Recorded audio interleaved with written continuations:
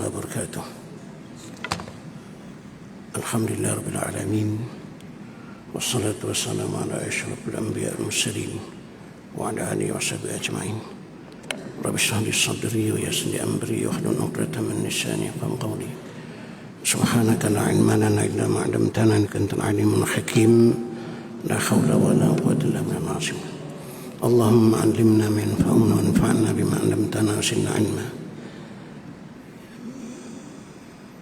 Para jemaah muslim-muslimat yang dirahmati Allah Subhanahu wa taala, insyaallah subuh ni nak menyampaikan satu cerita, kisah yang disebut dalam hadis yang sahih, dan barangkali kisah ni mungkin telah didengar, tapi tak ada masalah lah, sebab hadis Rasulullah SAW ni dia ada nur, ada cahaya. Walaupun berulang kali kita baca, mudah-mudahan akan mendapat manfaat. Hadis ini riwayat oleh Bukhari dan Muslim. Hadis ini agak panjang juga, tapi ada hubungan rapat juga dalam kehidupan seharian kita. Ada perkara-perkara, sikap-sikap yang boleh membawa kepada keburukan atau kemurkaan Allah Subhanahu wa taala. Itu hadis dari Abi Hurairah radhiyallahu anhu, annahu sami'a an-nabi sallallahu alaihi wasallam. Dari Abi Hurairah radhiyallahu anhu, sesungguhnya dia mendengar daripada Nabi sallallahu alaihi wasallam. Cerita ini cerita sebelum umat sebelum Rasulullah sallallahu alaihi wasallam, tapi pengajarannya tetap berterusan. Nabi bersabda, inna thalathata min bani Israel abrasa wa aqra wa a'ma arada Allah an yabtaliyahum faba'atha Allah malakan. Rasulullah bercerita bahawa ada 3 orang dari kalangan Bani Israel yang ada penyakit, itu sopak, botak dan buta. 3 orang ni, dan Allah nak menguji mereka. Nanti bagaimana mereka kemudiannya dengan setelah ditimpakan bala kemudian diberi nikmat, bagaimana keadaan mereka. Jadi itu pengajaran yang sangat besar. Kebanyakan manusia ni bila ditimpa bala kemudian disembuhkan, diberikan kelepasan dari bala itu, lupa. Dalam kisah ni 3 orang, 2 orang lupa, seorang saja, mana 1/3. Lalu Allah mengutuskan malaikat. Saya baca ringkas-ringkas pasal ada ini panjang juga. Allah utuskan malaikat, fa'atal abras. Dia, malaikat ini datang untuk menguji ini, untuk sengaja diutus untuk menguji. Dia mendatangi orang yang sopak itu, malaikat ni, dalam rupa manusia. Malaikat ni boleh merupai. Lalu dia berkata, ayu syai'in ahabbu ilaik. Orang sopak ni penyakit kulit tu lah, yang apa ni. Dia kata, apa benda yang paling kamu sukai? Ditanya pada orang sopak ni. Dia ni tak tahu siapa dia ni, sebab dia menyerupai manusia. Jadi dia tak tahu itu adalah malaikat utusan Allah. Qala launun hasan wa jildun hasan. Lalu orang sopak ni kata, tentulah warna yang baik. Sebab orang sopak kan tak apa-apa ni. Wa jildun hasan, dan kulit yang cantik.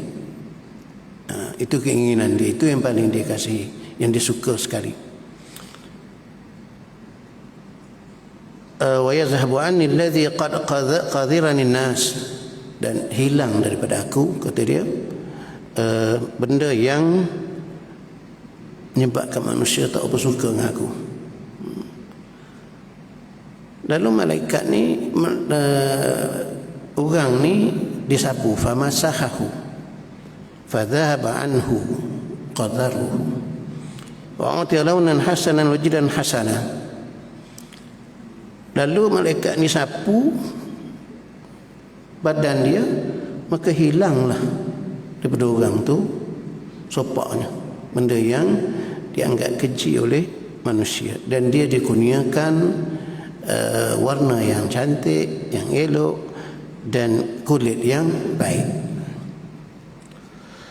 Kemudian ditanya lagi, setelah penyakitnya sembuh, sopak ni payah sembuh juga penyakit sopak ni payah sembuh. Dia tanya lagi, malaikat ni tanya, fa'il amal ahabu ilaik, apa dia harta yang paling kau suka? Tadi dah disembuhkan, kemudian tanya dia, apa harta atau benda dunia yang paling kau suka apa? Dia berkata al-ibil atau qala al-baqar. Orang tu kata, orang yang sembuh dari sopak tu kata, yang aku paling suka al-ibil.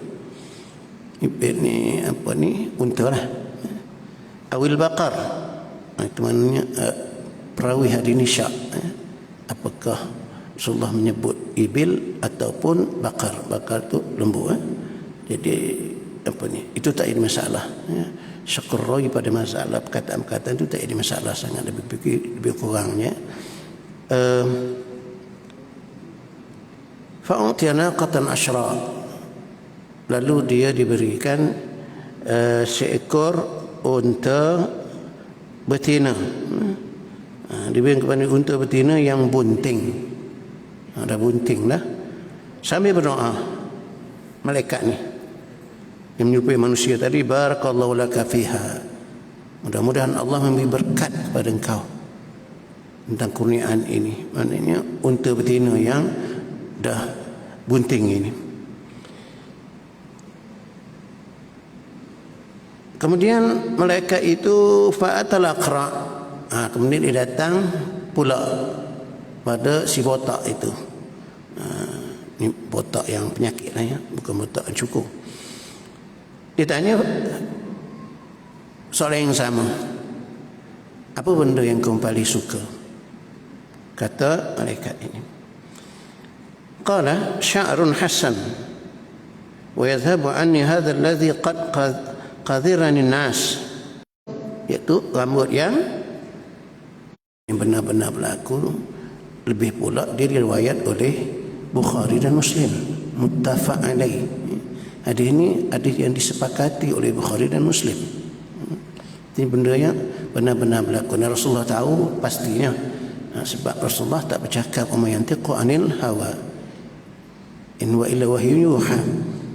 Dia tidak bercakap mengikut hawa nafsu, tapi dia bercakap dari wahyu yang diwahyukan kepada dia. Lalu dia tanya pula soalan yang sama sebagai yang pertama tadi, ayul mal ahabu ilaik, apa benda harta dunia yang paling kau suka? Lalu dia berkata al-baqar. Fa'utiya baqaratan hamilan faqala barakallahu laka fiha. Lalu dia diberikan, dia kata lembu. Itu yang paling aku suka. Yang ni rawi tak syak. Perawi hadis dia tak syak lah. Dia pasti bahawa Rasulullah sebut pakai yang pertama tadi dia yang apa ni. Lalu dia diberikan seekor unta betina yang telah pun bunting juga. Dan malaikat ini mendoakan moga-moga Allah memberkati apa yang ada pada kamu ini. Kemudian dia pergi pada yang ketiga. Ada 3 orang tadi. Yang ketiga iaitu yang buta, fa'atal a'ma, dan dia bertanya soalan yang sama, apa yang paling kau suka? Lalu dia jawab, ayyarudallahu ilayya basari, semoga Allah mengembalikan penglihatanku. Tentulah orang buta, pasti itulah yang paling dia kasihi, yang paling dia suka. Fa'ubsiran nas, dan aku boleh melihat manusia. Dan mereka ni sapu, famasahahu faradallahu ilaihi basara, dia sapu matanya, kemudian Allah kembalikan penglihatannya. Dan dia tanya soalan yang sama juga, fa ayyul mal ahabbu ilaik, apa harta yang paling kau suka dalam hidup dunia ni, yang kau suka apa? Qala al-ghanam, dia berkata kambing. Dia suka kambing. Fa'utiya syatan waridan fa'antaja hadhani wa wallada hadha. Lalu malaikat itu pun memberikan kambing sedang bunting. Semua binatang itu membiak. Semua binatang itu membiak. Mana yang pertama tadi unta, yang kedua lembu, dan yang ketiga ini kambing. Semuanya membiak. Kemudian setiap seorang itu mempunyai ladang ternakan sendiri yang masing-masing dipenuhi dengan unta, lembu dan kambing. Karena hadza wadi minal ibil wa lihadza wadi minal baqar wa lihadza wadi minal ghanam. Ini ada ladang unta, ini ada ladang lembu, ini ada ladang kambing.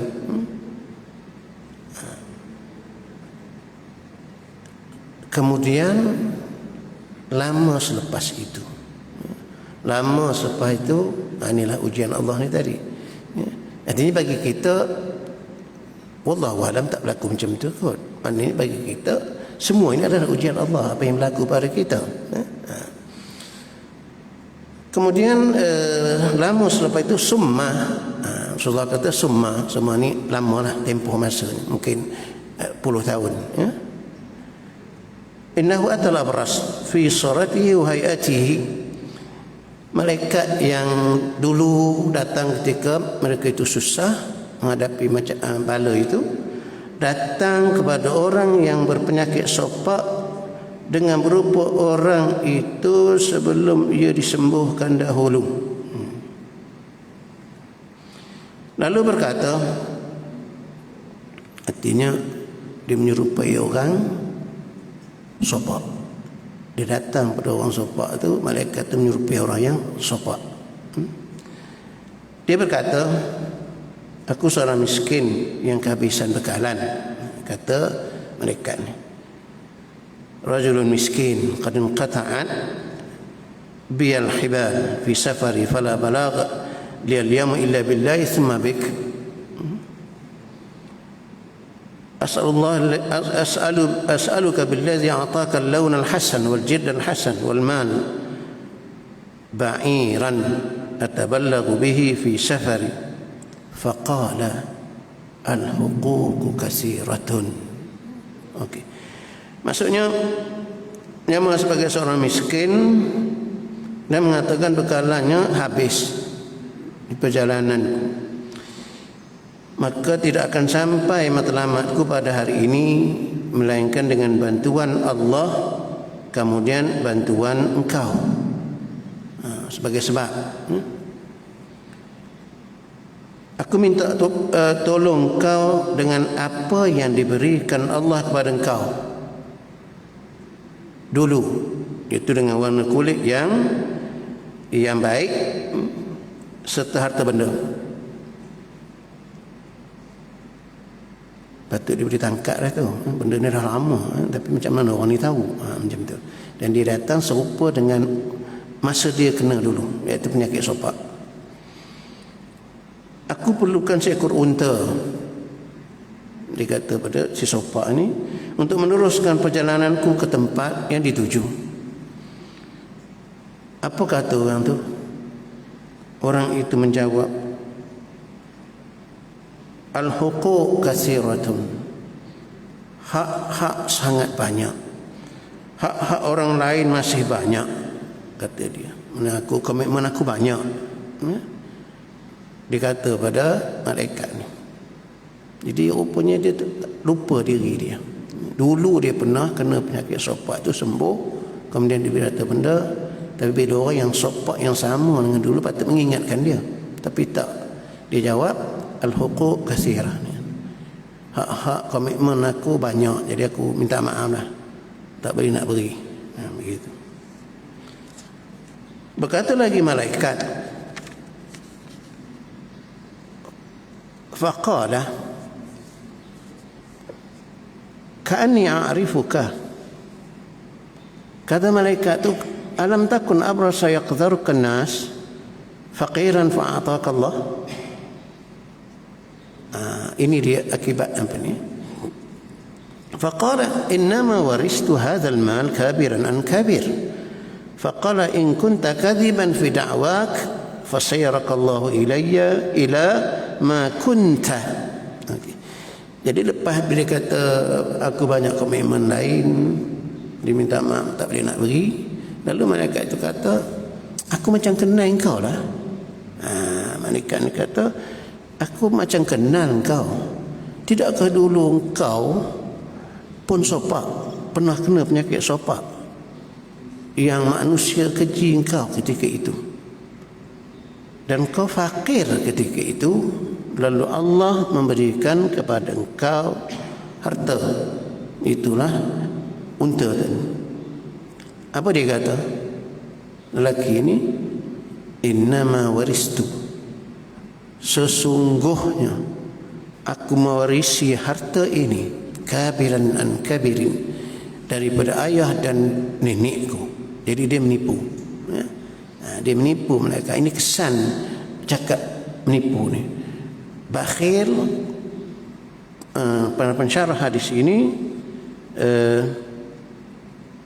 menyebutkan tentang akibat, ya? Akibat orang yang kedekut, bakhil dan penipu akan membawa kepada kemurkaan Allah Subhanahu wa ta'ala.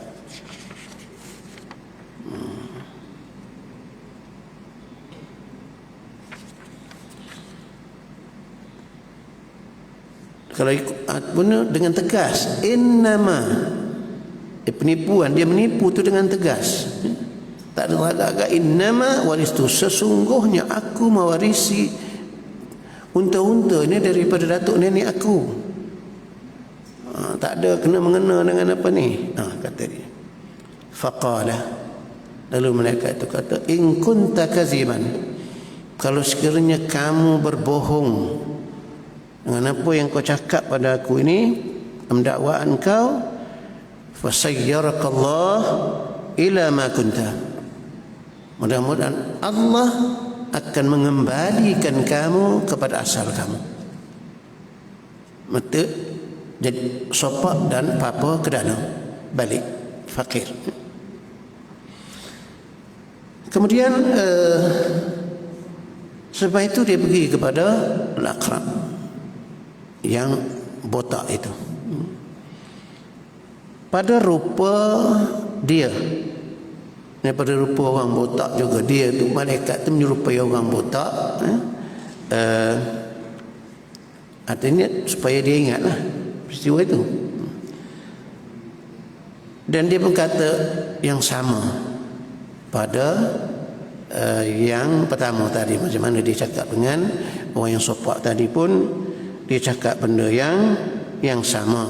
Artinya dia di perjalanan, dia putus bekalan, jadi hanya mengharapkan kau, mengharapkan Allah dan dengan pertolongan kau untuk dia meneruskan perjalanan ini.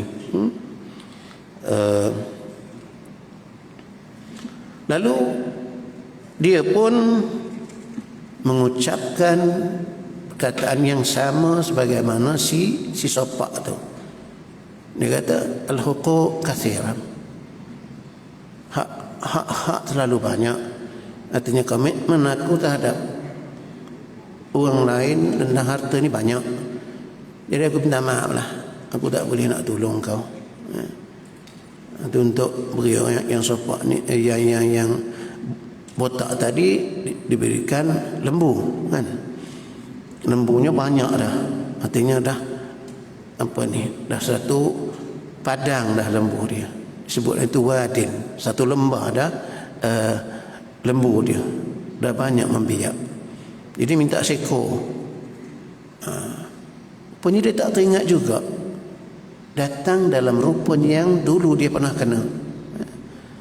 Punya manusia ni cepat lalai, cepat lupa. Itu di antara kisah yang apa ni. Jadi kita jangan Jangan sampai jadi semacam itu. Lalu malaikat ni kata, faqala in kunta kadhiban fasayyarakallahu ta'ala ila ma kunta. Jadi doa yang sama. Kalau engkau penipu, kau menipu aku tentang cerita itu, engkau kata ini aku warisi daripada datuk nenek. Dia sama dengan ucapan yang pertama tadi. Dia warisi harta benda ni, lembu-lembu ni aku warisi daripada datuk nenek aku. Ada kena-mengena dengan orang punya kitab. Dia seolah-olah dia tak mengaku bahawa dia dulu miskin, dia fakir, lalu Allah kurniakan tu tak. Dia kata ini dia warisi daripada datuk nenek dia. Okey, kalau engkau menipu, mudah-mudahan Allah mengembalikan kamu kepada apa yang pernah kau lalui dulu pada asal. Artinya botak dan miskin, fakir. Kemudian yang akhirnya malaikat ni datang kepada orang yang buta.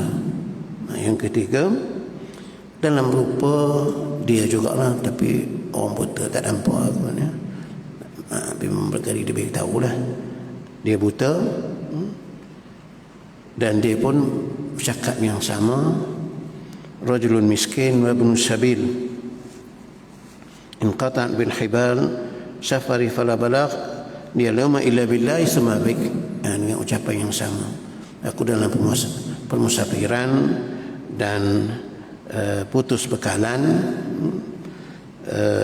dan aku tidak boleh sampai hari ini ke tempat yang kutuju melainkan dengan pertolongan Allah, sumabik, kemudian dengan melalui pertolongan kamu.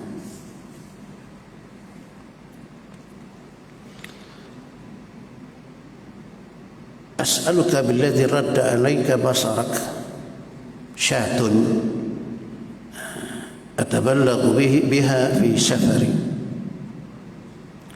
Lalu malaikat dia kata, aku minta pada engkau billadhi,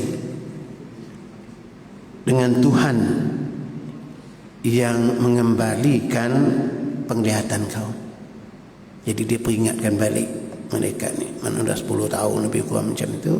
Jadi dia peringatkan balik, aku minta pada engkau seekor kambing.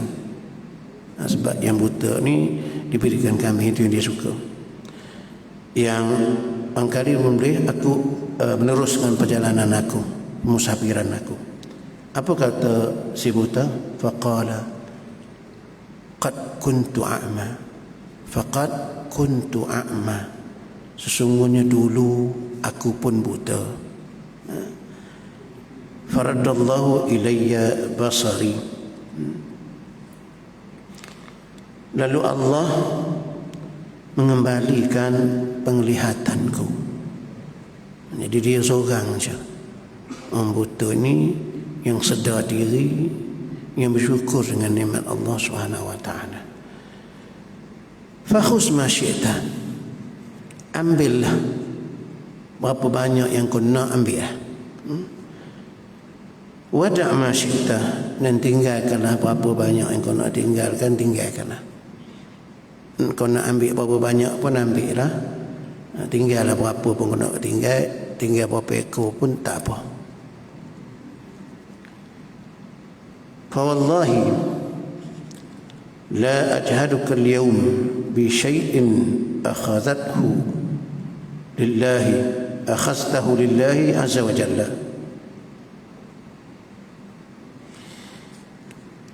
Demi Allah, kata malaikat ini,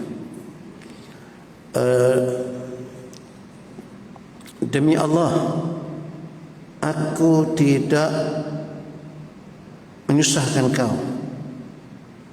dengan sesuatu yang telah engkau ambil dia kerana Allah. Nanti dulu dia diberi itu, dia ambil kerana Allah Azza wa Jalla. Lalu malaikat itu kata, amsik malak, aku tak nak pun. peganglah hartamu, simpanlah harta engkau. Fa innama tulitum, sesungguhnya sebenarnya kamu semua itu yang bertiga itu diuji oleh Allah Subhanahu wa taala, sedang diuji oleh Allah Subhanahu wa taala. Faqad radiya anka, maka sesungguhnya Allah redha terhadap engkau. Yang ini tak ada si buta yang bersyukur tadi. Itu antara kelebihan, dan dia bercakap benar. Para mensyarah hadis ini, makna kelebihan orang yang bercakap benar dan orang yang pemurah. Dia tak menipu sebagaimana dua yang lepas. Dia cakap betul, dulu pun aku pun pernah buta, aku miskin, dan kemudian Allah kurniakan aku nikmatnya. Dia mengaku, dia sedar diri, apa jadi faqad radhiyallahu bik, sesungguhnya Allah redha kepada engkau. Jadi pengajaran hari ini antaranya orang yang bercakap benar, dan begitu juga orang yang pemurah, itu akan membawa kepada keridhaan Allah Subhanahu wa taala.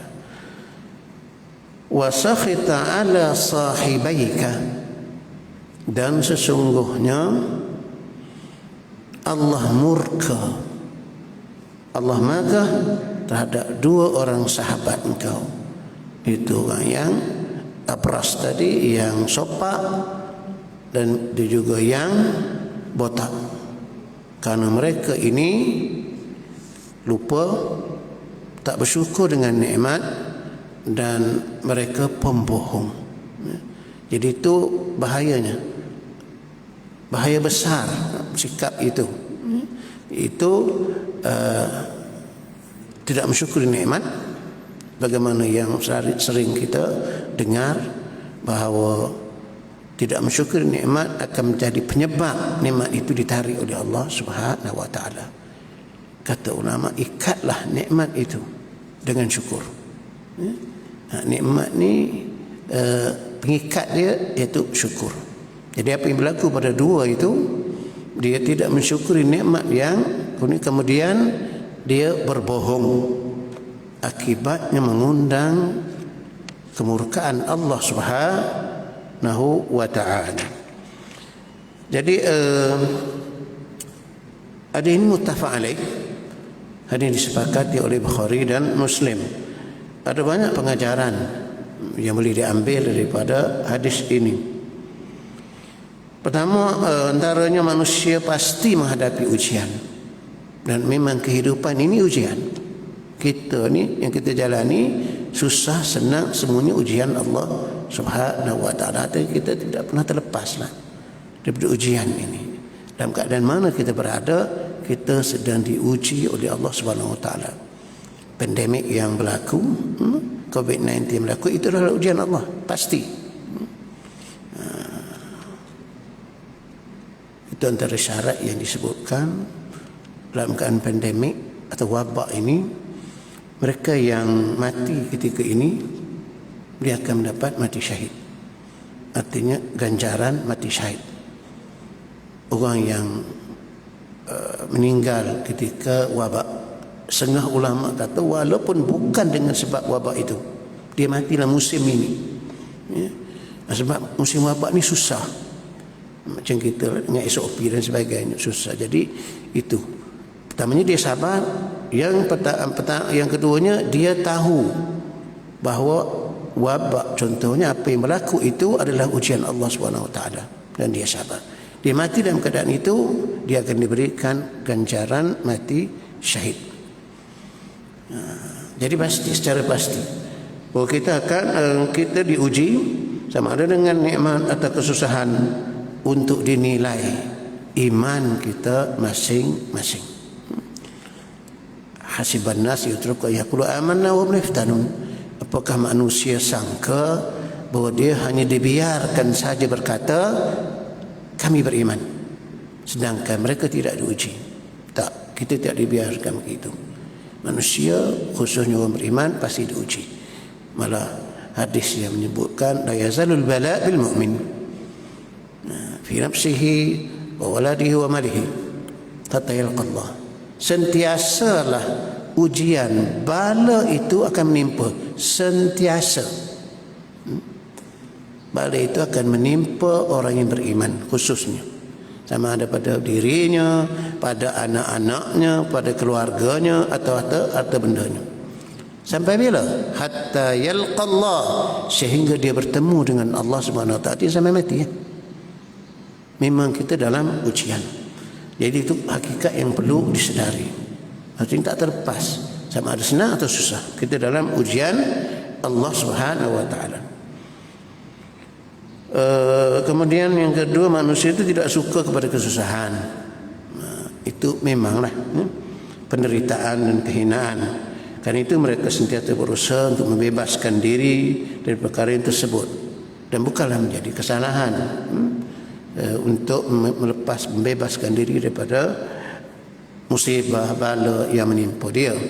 Itu tidak menjadi kesalahan, boleh diusaha dan diikhtiarkan selama dia tidak melanggar syariat. Yang ketiga, manusia sering kali lupa. Itu dia dalam kisah yang disebutkan. Daripada 3 orang, 2 lupa, seorang saja. Satu per 3, 2 per 3 manusia lupa. Artinya ramai. Yang disebut sendiri oleh Allah, qalilun min ibadiyas syakur, sedikit saja hamba-Ku yang bersyukur. Setelah mendapat kesenangan khususnya dan kemudian dan kemuliaan, kecuali orang yang menginsafi dirinya, orang yang sedar diri, dia berasal dari mana, bagian-bagian yang itu saja insya-Allah akan menginsafi, yang akan mengenang nikmat Allah Subhanahu wa taala dan bersikap ikhlas. Itu dari pengajaran disebut. Kemudian peringatannya, manusia tidak sentiasa ingat dan yakin kepada kekuasaan Allah serta bersyukur atas segala nikmat dan kurniaan. Syukur ni bukan sunat, syukur ni wajib. Bersyukur dengan nikmat Allah bukan sunat, wajib bersyukur. Itu perintah Allah Subhanahu wa taala. Syukurillah, bersyukurlah pada Allah Subhanahu wa taala. Syukur ni ada 3. Sama, pertama dengan hati. Syukur dengan hati. Dia kena ketiga-tiga ni baru sempurna. Syukur dengan hati maksudnya apa? Mengakui bahawa nikmat yang ada pada kita dari Allah. Wa ma bikum min ni'matin fa min Allah. Kena iktiraf, tidak sebagaimana yang tadi.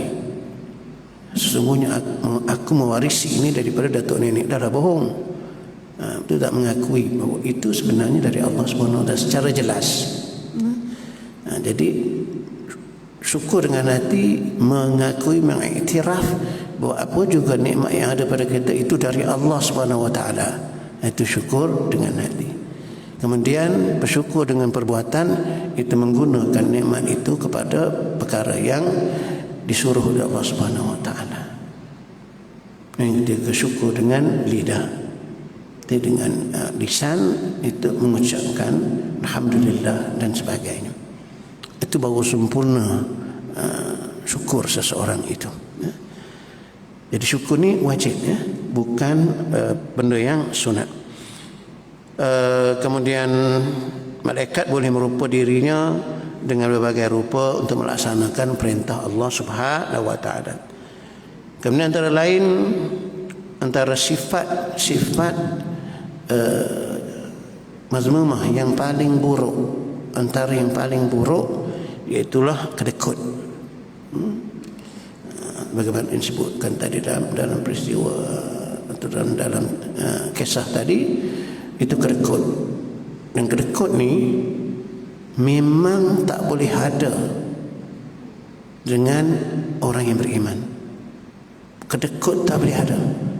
Iman dengan kedekut dia bertentangan. Dia tidak boleh berkumpul dalam satu diri. Ada iman, kedekut tak ada.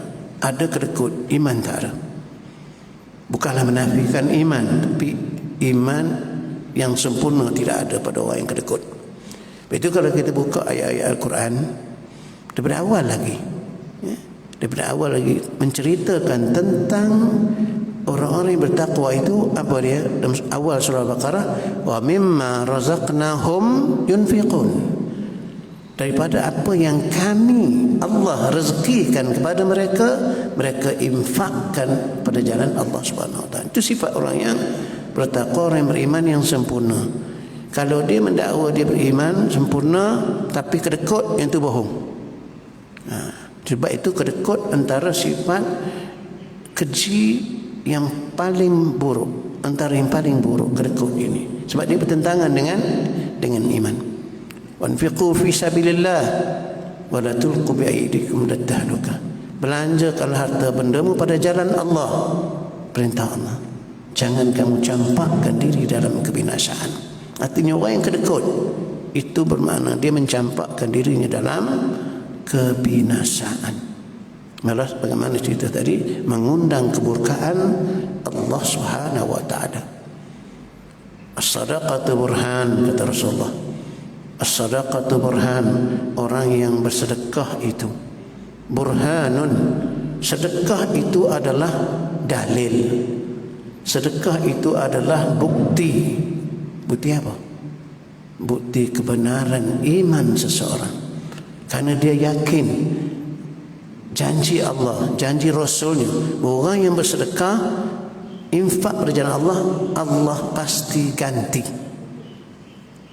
Allah pasti ganti. Sama ada ganti secara fizikal dengan harta benda dunia, atau ganti secara maknawi. Bagaimana disebut oleh